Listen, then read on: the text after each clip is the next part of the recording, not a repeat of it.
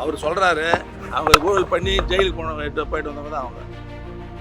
100 கோடி ரூபா ஃபைன் கட்டினாங்க, ஜெயிலுக்கு 4 வருஷம் இருந்துட்டு வந்தாங்க. அவரு எங்களை பற்றி சொல்கிறாரு. சைதை சட்டமன்ற தொகுதிக்குட்பட்ட கோட்டூபுரம் திட்டப்பகுதி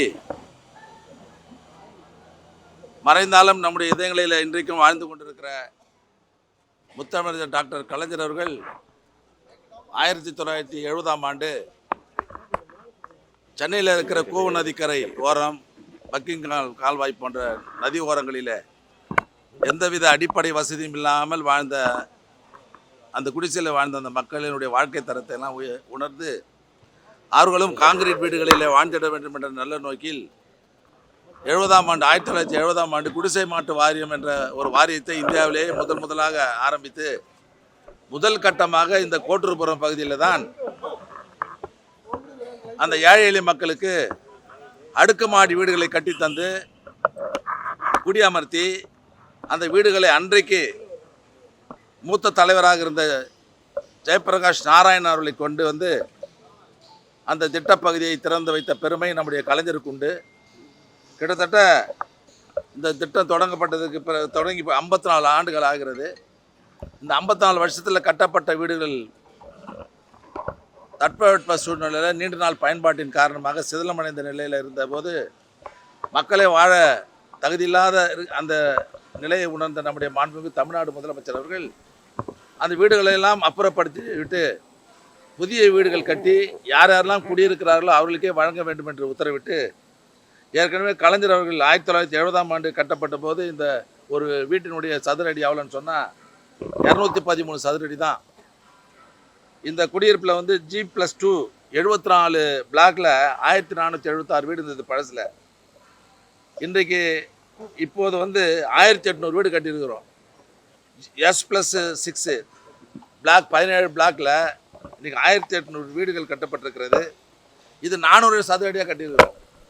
நம்முடைய மாண்புமிகு தமிழ்நாடு முதலமைச்சர் அவர்கள் ஏற்கனவே கட்டப்பட்ட வீட்டில் வந்து 205, 220, 240 தான் இருந்தது.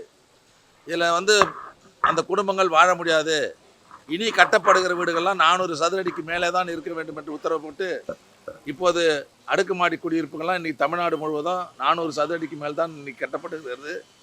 அதோடைய அடிப்படையில் தான் இன்றைக்கி அந்த 1800 வீடும் 400 சதுர அடியில் இன்றைக்கு கட்டப்பட்டு இன்றைக்கி இன்னும் ஒரு 10% வேலை இருக்குது. அதையும் இன்றைக்கி விரைவுபடுத்தி முடிக்க வேண்டும் என்று சொல்லியிருக்கிறோம். இந்த மாதம், அதாவது நாளைக்கு மாதம் பிறகு போது இந்த மாதம் 20ஆம் தேதிக்குள்ளாக நம்முடைய மாண்புமிகு தமிழ்நாடு முதலமைச்சருடைய திருக்கரத்தால் இந்த திட்டப்பகுதி திறக்கப்பட்டு ஏற்கனவே யார் யாரெல்லாம் இங்கே குடியிருந்தார்களோ அவர்களுக்கே அந்த வீடுகள் வழங்கப்படும் என்பதை நான் மகிழ்ச்சியோடு தெரிவித்துக். அது மட்டும் இல்லை, ஏற்கனவே பயனாளிகள் பங்கு அதுக்கு முன்னே 6 லட்சம் 7 லட்சம் கட்டணும். இதை கூட தலைவர் என்ன பண்ணார், அந்த ஏழைகள்லாம் சிரமப்படுறாங்கன்னு சொல்லி 1,50,000 லட்ச ரூபாய் கட்டினா போகிறோன்னு சொன்னார். அந்த 1,50,000 லட்சம் கூட எங்களால் மொத்தமாக கட்ட முடியாதுன்னு அந்த ஏழைகள் சொன்னதுக்கப்புறம் மாதம் 500 ரூபாய் 20 வருஷத்துக்கு கட்டினா போகிறோன்னு சொல்லி உத்தரவு போட்டு அந்த சிரமத்தையும் போக்கி இருக்கிற தலைவர் தான் நம்முடைய மாண்புமிகு தமிழ்நாடு முதலமைச்சர் அவர்கள் என்பதை நான் பெருமையோடு சொல்லிக்கொள்ள கடமைப்பட்டிருக்கிறேன். இது வந்து 2 வருஷத்தில் முடிய வேண்டிய பணி. இந்த திட்டப்பகுதி 2 மாதத்துக்கு முன்பாகவே இந்த ஒப்பந்ததாரர் சிறப்பாக கட்டி 2 மாதத்துக்கு முன்பாகவே இந்த பணியை முடித்திருக்கிறார் என்பதை நான் தெரிவித்துக் கொள்கிறேன்.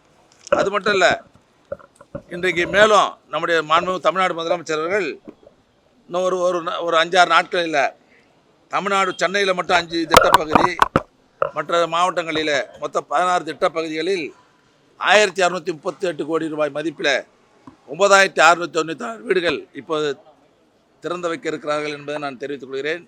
இன்றைக்கு இந்த வாரியத்தின் மூலமாக தமிழ்நாடு முழுவதும் தலைவர் அவர்கள் 1970ஆம் ஆண்டு தொடங்கப்பட்டதுக்கு பிறகு சென்னையில் மட்டும் 1,36,946 குடும்பங்கள் இருக்கிறாங்க, அடுக்குமாடி குடியிருப்புகள். மற்ற மாவட்டங்களில் 96,836 குடியிருப்புகள் இருக்கிறது. ஆக மொத்தம் 489 திட்டப்பகுதிகளில் 2,33,782 குடியிருப்புகளை நம்முடைய வாரியத்தால் இன்றைக்கு நாங்கள் பராமரித்து வருகிறோம்.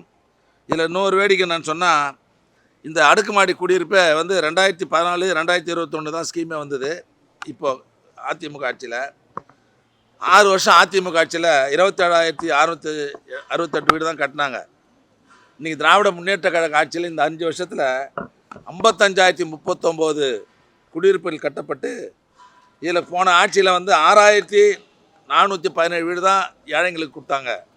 ஆனால் திமுக ஆட்சி நம்முடைய மாண்புமிகு தமிழ்நாடு முதலமைச்சர் அவர்கள் இந்த 5 வருஷத்தில் 60,493 ஏழைகளுக்கு அந்த வீடுகள்லாம் ஒதுக்கி அந்த மக்களுடைய வாழ்வாதாரத்தை உயர்த்தியிருக்கிற ஆட்சி திமுக ஆட்சி என்பதை நான் பெருமையோடு சொல்ல விரும்புகிறேன். ஆக 20ஆம் தேதி முழுவதுமாக இன்றைக்கி இப்போ வந்து எப்படி பார்த்துருப்பீங்க ரோடெலாம் எப்படி இருக்குதுன்னு சொல்லிட்டு, குடியிருப்பு திறக்கும் போதும் வரப்போகிறீங்க நீங்கள் தான். இப்போ பிரமிக்க தக்க அளவில் இந்த குடியிருப்பு சென்னை மாநகரத்திலே இது ஒரு மிக அழகாக இந்த குடியிருப்பு அமையும் என்பதை நான் பெருமையோடு தெரிவித்துக் கொள்கிறேன். சார், நீங்கள் பல திட்டங்கள் செயல்படுத்தி இருக்கீங்க அப்படின்னு சொல்கிறீங்க. ஆனால் நேற்று பேசும்பொழுது கூட எதிர்க்கட்சிகள் ஊழலில் கழிந்திருக்கிறது ஒவ்வொரு துறையும் குற்றம் சாட்டு வைக்கிறாரு. அவர் சொல்கிறாரு, அவங்க ஊழல் பண்ணி ஜெயிலுக்கு போயிட்டு வந்தவங்க தான் அவங்க. 100 கோடி ரூபா ஃபைன் கட்டினாங்க, ஜெயிலுக்கு 4 வருஷம் இருந்துட்டு வந்தாங்க. அவரு எங்களை பற்றி சொல்கிறாரு. செய்திகளை உடனுக்குடன் தெரிந்து கொள்ள கீழ்கண்ட கேபிள் மற்றும் டிடிஹெச் நெட்வொர்க்குகளில் எம்நாடு செய்தி தொலைக்காட்சியை காணுங்கள். பாதகம் செய்பவரை கண்டால் நாம் பயம் கொள்ளலாகாது பாப்பா. மோதி மிதித்து விடு பாப்பா, அவர் முகத்தில் உமிழ்ந்து விடு பாப்பா. அண்மை செய்திகளை உடனுக்குடன் தெரிந்து கொள்ள இணைந்திருங்கள் எம்நாடு தொலைக்காட்சியுடன்.